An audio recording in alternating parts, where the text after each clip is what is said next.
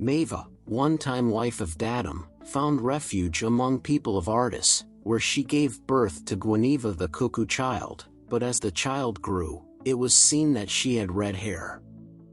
Though all knew there were fair-haired and dark-haired people, none had ever seen anyone with red hair. Also, strange maladies had manifested in Ardis, for which the strangers were blamed. Therefore, because of these things, Maeva and her child were driven out. They came to a pool near the border of crocuses and built a habitation of reeds, living there for many years. However, Maeva was killed by a wild beast, and Guinevere was left alone, but she learned much from familiars who came to her, and so she became a sorceress. Time went by and the half-folk called Yoslings began to gather around her habitation, and they thought she was a goddess and worshipped her. As her fame spread, word came to Herthu concerning the strange woman, so he sent men to find out about her and report. Guinevere knew about Herthu, but he did not know who she was or that any child of Maeva lived. When Herthu heard the report, he was intrigued and sent men to escort her to him, and she came at his request. They brought her into his presence wearing a cloak of feathers and a garment of doeskin, her hair unbraided like that of other women, falling outside the cloak almost to her knees. He was amazed at the cascade of red hair, and his heart was stirred by her beauty. Herthu gave Guinevere a bower and attendants, but she preferred to be attended by Yoslings, whom the people about Herthu despised. They gossiped about the strange woman, for it was seen that Yosling men freely entered her bower, yet her bearing was modest and maidenly, the Yosling showing her every form of respect. It was the season of fruitfulness, and when Herthu went to the gathering place, he took Guinevere with him, but the Yoslings could not be taken there.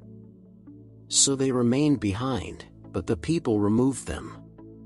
When they arrived at the gathering place in Gwyden, the far-famed seer and warlock saw Guinevere. He was startled, for he had seen such a woman in the darkened waters, but he welcomed her and was surprised at her wisdom and skill at sorcery.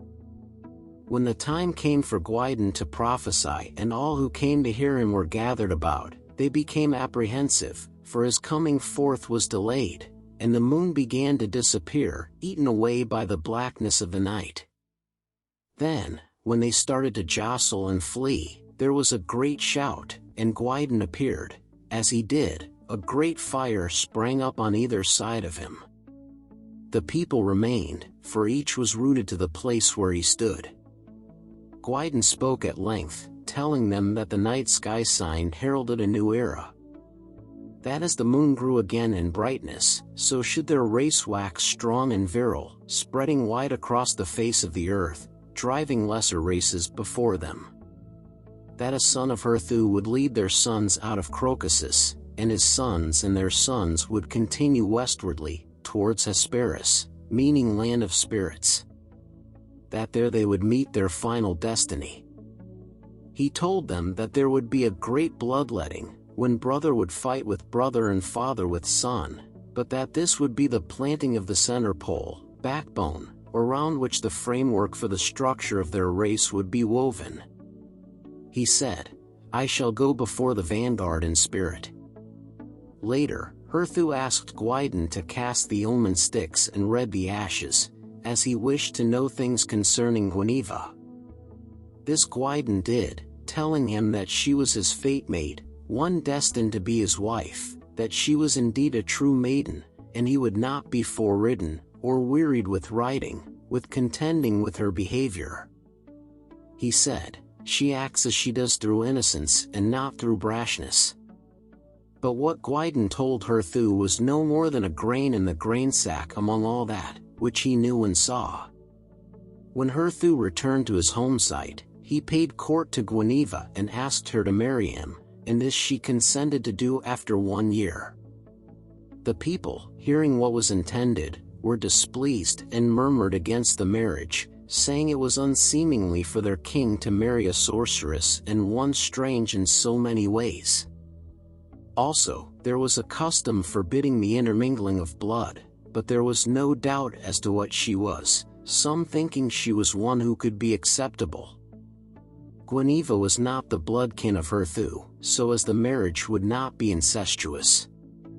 Nonetheless, Guinevere decided she would say nothing of their relationship, of how her mother, Maeva, had married Herthu's father, Datum, though the father of Guinevere was a Yosling by the name of Luid, for she, Guinevere, was in love with him, in love with Herthu, and love is ever ready to make excuses.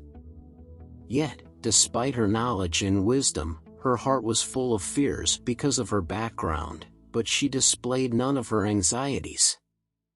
She did not feel at ease among the people, but never asked that the Yoslings be allowed back. She tried to become acceptable by ministering to the sick with simples, medicinal herbs, and remedies, but the more she cured and healed, the more people feared her, and fearing they shunned her, except they were in dire need of her help. However, Herthu remained firm in his resolve to marry, though many advised that if he simply took Guinevere as a concubine or as something less than a wife, it would be more acceptable. They said, none would object if she were treated as a woman with no standing, mate, but do not marry, for marriage would grant her undue status, and is marriage so necessary? Does a wise man buy the pie, whereof he can freely eat at any time? Such sayings enraged Herthu, for he knew Guinevere to be a woman reserved for marriage, and this he tried to tell the people, but they laughed, saying, "She has bewitched you, put her to the test." But he replied, "This is unworthy, for it displays doubt and distrust. A virgin is a virgin, whether named so by horn or wand, and remains so whatever the conjectures of carnal-minded men who are more familiar with women of lesser repute." Yet, whether the marriage bar applied was still a thing of doubt in the minds of many, for none knew the lineage of Guinevere, nor did she enlighten anyone, though it was customary to recite this at the betrothal. But Herthu and Guinevere remained unbetrothed, though the forthcoming marriage was made known. Now, the nephews and kin of Idalver, the former king before Herthu, nurtured seeds of discord among the people, and because it was a time of peace, when the skills of a war chief were not needed, many heeded their words. So it developed that there were those for Herthu and those against him. Then, Herthu said to the people, "Let this not be something to cut people apart, but something which can be decided at the next folk feast." The seed-sowing time had passed, but it was not yet harvest tide, and the young men held spear-throwing contests and tested each other in many manly skills. At such times, seated on a platform against the palisade, which is a defensive fence, Herthu gave judgment and awarded merits. Inside the palisade was a walkway in places, from which great stones could be hurled, and from one such place came a murderous weapon which cut down through Herthu's head to pierce the shoulder of his shield arm, striking him to the ground. Immediately, there was a great tumult and confusion, fighting broke out and men died, but Herthu was carried to safety in the bower of Guinevere. There he was protected by his retainers, but within the palisade, all was taken over by those hostile to Herthu. Before the cowardly blow, those for Herthu had been more numerous and powerful, but after he was so sorely wounded, they were less, and of these, many were inclined to waver, for such is the nature of man. But to contrast with the frail reeds who wavered, those who remained loyal were resolute, for this too is the nature of man. Now, when Guinevere and the wise men attended to Herthu, they saw that while the shield arm had been injured it was not unfeeling, for it grasped the hand of Guinevere, but this the sword arm could not do, though it was uninjured. Therefore, they knew the slaughter-bent weapon had been charmed, and no woman could remove such enchantment, nor could the wise men, for they were unblooded. In the days that followed, the enchantment caused demons to enter through the wound and take up their abode, so Herthu was tormented, and his body racked before subsiding into the quietness, which precedes death. The demons had abused Guinevere, called her foul names and cried out in loud voices against people so that they should abandon their king. The place where Herthu lay was near the lakeside, and in the lake was an island called Inskris, meaning Isle of the Dead, where those about to die were taken, as well as the dead, before being consigned to the waters. For the people believed that those given into the lake went straight into awareness in the other world, while anyone buried on land was only half aware upon arrival and remained half awake and half asleep for many years. So, those loyal to Herthu carried him down to the boats and accompanied him and Guinevere to the isle, and they were not molested, for none interfered with those mourning the dead. On the isle were priests and 9 holy maidens, who attended to the rites while other women ministered to the newly dead, but Herthu was not dead, though halfway across the threshold. When Herthu arrived, he was placed in the hospice house, where Guinevere attended to him. Gwydion opened Herthu's skull where it had been cleft and let out the demon which had taken up habitation there, and he brewed powerful potions which removed the enchantment. When, after many days, he departed, Herthu was no longer at the door of death, though weak and in many ways like a baby. While Herthu lay so sorely stricken, the kinsfolk of Idalver were disputing among themselves, and this led to fighting and battles. But none came near the isle to harm Herthu, because it was a sacred place and gave him sanctuary. When it came to the time of the folk feast, there was a great battle at the gathering place, and Gwydion was slain. There came a day when Herthu, though still not whole, could move about, and then he and Guinevere departed with those who remained with them. They were married before leaving their isle of sanctuary. They fled to a place afar off where, as the years went by, Herthu became whole again and Guinevere gave birth to sons and daughters. It was a good place, fertile and well watered, and so they prospered. But there came a time of drought, when the waters dried up and their flocks died.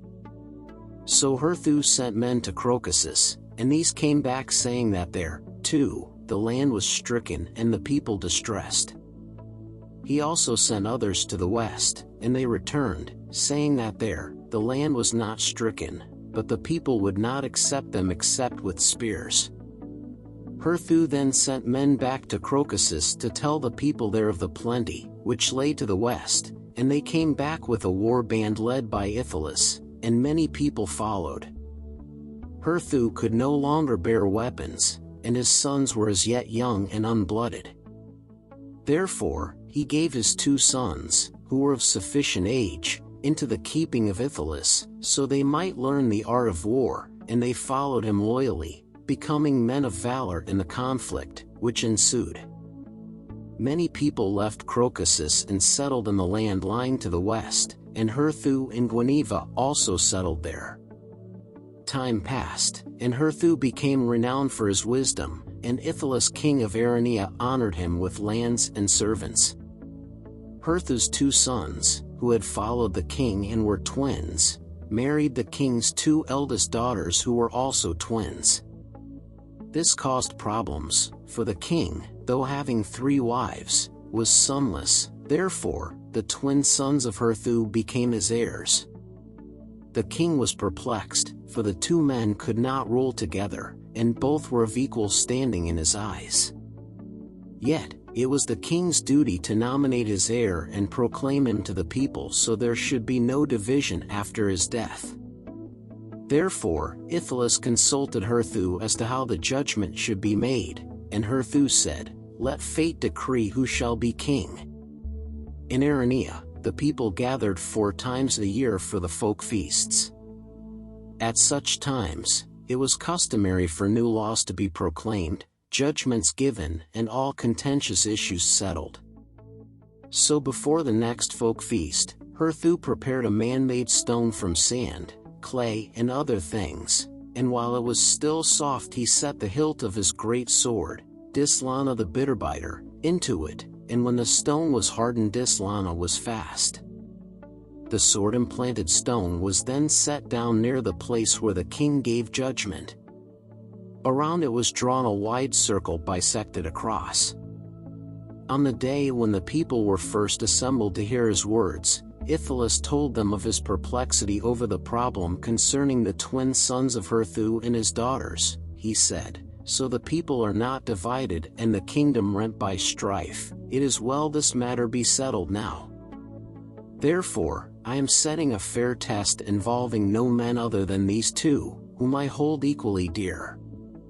Whichsoever of them shall remove their father's great weapon from this stone, so he frees it and grasps the hilt, shall become my lawful heir, with the other being to him as a younger brother.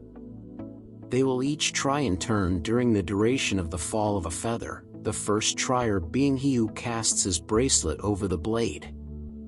Then, each of Herthu's sons was placed in a spot where the bisecting line joined the circle, so they stood opposite each other, and each had 3 bracelets. They threw until one encircled the blade with his bracelet. Then, this one tried to withdraw the weapon with his hand, but could not, because of the sharpness. The other tried by placing his 2 palms on each side of the blade, then pressing them together while lifting, but he could not move it either. The first one tried again, copying what had just been done more powerfully, so the stone almost lifted off the ground, but the sword did not leave the stone. Then, the other approached the stone, but this time he put his hands under the edges of the stone, so he could lift it in his arms, and he dashed it down over a rock which was nearby, so it broke asunder. He then picked Islana up by the hilt and brandished it over his head. The people acclaimed him while his brother grasped his arms in congratulations. Thus, by wisdom was the problem overcome.